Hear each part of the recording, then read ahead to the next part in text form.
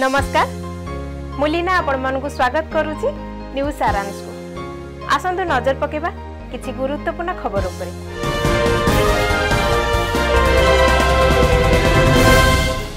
आदिवासी सम्मान हो से आमे आज एकत्रित होगी एठू पदयात्रा करिकी आज पंचायत पड़िया पर्यंत पहुँचबू।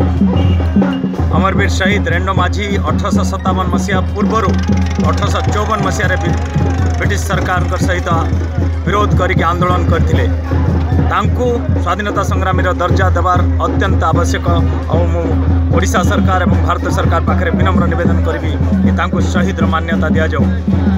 उर्लादानी और लुबेनगढ़ को ऐतिहासिक पीठ मान्यता मिलू या ही आमर निवेदन और यही पूरा आदिवासी संघ एकत्रित होती सहित पूर्वर जड़ित रेंडो माझी आज पूरा कलाहांडीवासी एक और रेंडो माझी को शहीद मान्यता मिलवाई आमर आंदोलन जारी रही।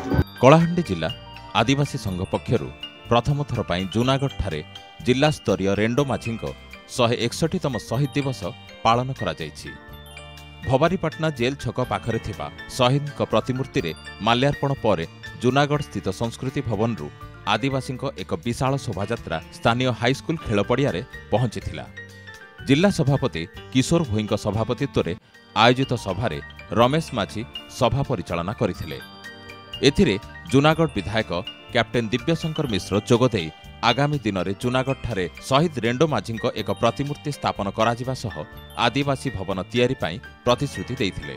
उक्त रैली रे बलांगीर जिलार प्रमुख कार्यकर्ता भावे निरंजन बिसी, सोनपुर जोगेन्द्र भोई, जूनागढ़ एनएसी सभापति मोहन भोई, ब्लॉक सभापति सुप्रसन्न भोई, मंजित माझी प्रमुख नेतृत्व नेइथिले। अनुष्ठित साधारण सभारे मंचासीन अतिथिवृंद रेंडो माझी उत्सर्गीकृत जीवन उपरे पर्यालोचना करथिले बोली कलाहांडीरू आम प्रतिनिधि प्रभाकर सेठी जणाइछंती।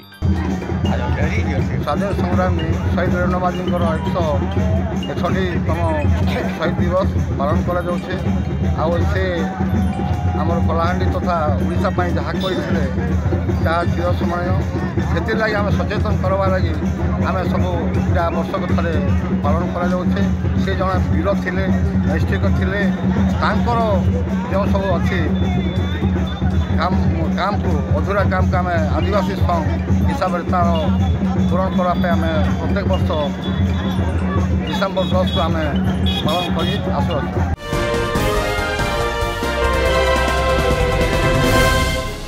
अधिक खबर जाने पे स्टे विथ न्यूज सारांश ऑन यूट्यूब। नमस्कार।